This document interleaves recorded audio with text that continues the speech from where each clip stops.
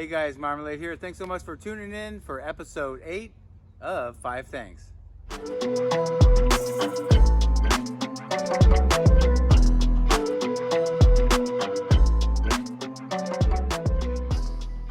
Alright, the topic for this video was given to me by Shanks Mare, M-A-R-E, and he or she asked, what are the differences between hiking on the West Coast versus the East Coast? So let's go over my top 5. Before I get to those top 5, let me explain, if you haven't watched many of my videos, I did the long trail last year, which is in Vermont. You start down on the Massachusetts-Vermont border and hike the full length of Vermont up to the Canadian border. It's 273 miles. The first 100 miles are on the Appalachian Trail. That trail turns off, and the last 173 miles are on just the long trail by itself. They join the first 100 miles, and that's where the trail gets really rough and really steep and really serious. So I have a little bit of experience to base my my top 5 on, and so let's get with number 1 right now, which is super steep grades and full of rocks. So not every single part of it, but holy smokes, I think I'm spoiled. You know, I've cut my teeth on the Pacific Crest Trail. It's only graded, I'll put the percentage of grade here, but it's only graded for a certain steepness because it's also rated for horses, and so they can't have it like straight up. But in the East Coast, on the Appalachian Trail and a lot of those trails, they use a lot of old Native American trails, and they don't mess around. They go straight up. And over time, people have kind of carved out trails around some rocks, but a lot of it is on rocks and just like stair-stepping, stairmaster on boulders, up and down and steep and rough and roots. And so a lot of times, you know, that's the way the trail is. You just, it is what it is, and you deal with it. So yeah, for me, the steepness, I wasn't used to it, and it was just very steep and even more dangerous for slipping going down, and just full of rocks and roots and things like that. But anyway, that's number 1. All right, number 2 was shelters, and I'm definitely not used to shelters. I've probably seen only 2 or 3 cabins on the whole PCT. I haven't finished it yet, but you rarely see a cabin, and most of us don't use it. I mean, you only get into it if it's really bad weather somewhere. But yeah, they don't really provide many shelters that are actually for you to stay in. Sometimes they're on private property, things like that. But I really enjoyed the shelters, actually. Some of them were kind of run down, needed to be fixed up, and they do that at times, but some of these shelters are in remote areas, so it takes them to get all the supplies up there is hard. And those shelters, I mean, this trail started in 1910 and was completed in 1930, so some of these shelters are super old and have been redone over the years, but I was very thankful for them. I mean, there's a problem with mice and things like that sometimes, but I would say maybe a third or half of the nights I did the long trail, I slept in them, and it was mostly because there was inclement weather coming in. So personally, even though I felt some of them were a little run down and need to be fixed up, I was very, very thankful for them. All right, 3 is humidity, which also equals bugs. And both of those I don't really appreciate, and I'm not used to, so I'm very spoiled in that area too.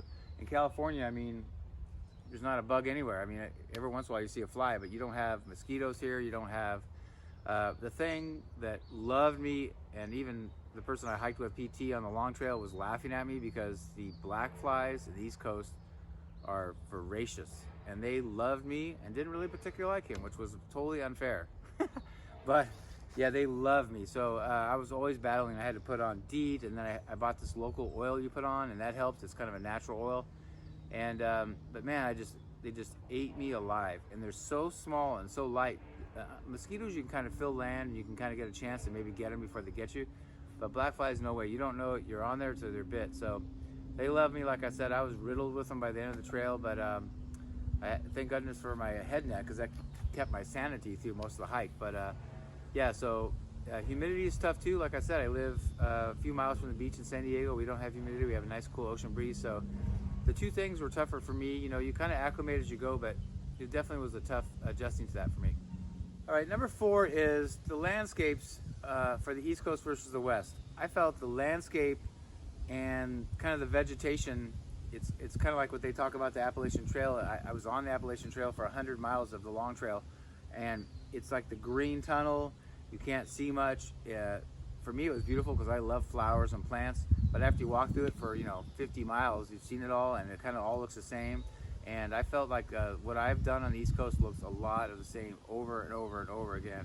And on the PCT, you know, you have sections. I think you go through every single eco zone but one on the whole PCT, but you know, you have the first 700 miles are deserts, and the Sierras and Northern Cal, then you get into Oregon and Washington, the Cascade Mountains, and it's always changing. I mean, even in the desert, when you're at the high desert, you're up in the mountains, you can be in the desert, climb up 5 miles and be in the forest, you know, and next thing you know, you're at a lake, and then you're by a river, and so it's changing all the time. But I've heard, it's not that it never changes on the East Coast, but it's just a lot of the same, and that's what I noticed. I still found it really beautiful because I'm not from there, everything was new to me, but it did get to where it was just always the same. And 5 is actually pretty similar to 4, but it has to do with the green tunnel and the plant material.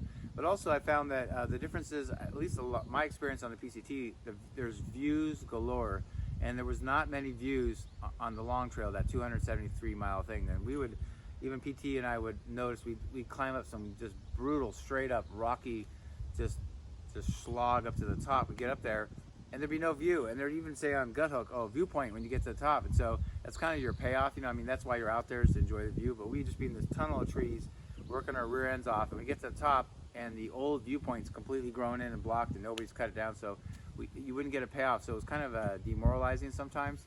And that's why, if you love nature, and that's why you're out there, you're looking to see as much as you can see. So I would say a lot of the time there was no view or hardly any at some of these peaks, so that was a little bit disappointing. And that's the difference. I think on the PCT, people that have done the Appalachian Trail and then come back and do the PCT are just blown away by how far you can see. They've never seen that far from a trail, and you can literally see hundreds of miles. So that is my 5th one. Okay, again, I want to thank Shanks Mare for that idea. I like that one. I hope you liked it too. Give me some ideas of what you think are different. Remember that this is all subjective, and so when I think of 5 things, there are more things usually, but it's the things that stood out the most to me when I experienced it. But give me some more ideas of things that maybe I missed that are different from East Coast to West, and I'm still looking for tons of 5 things videos, so ideas. So if you have an idea, let me know, put them down in the comment below. Subscribe and like if you haven't already. And that's about it for this video for number 8. I hope you enjoyed it. Until next time, see you down the trail.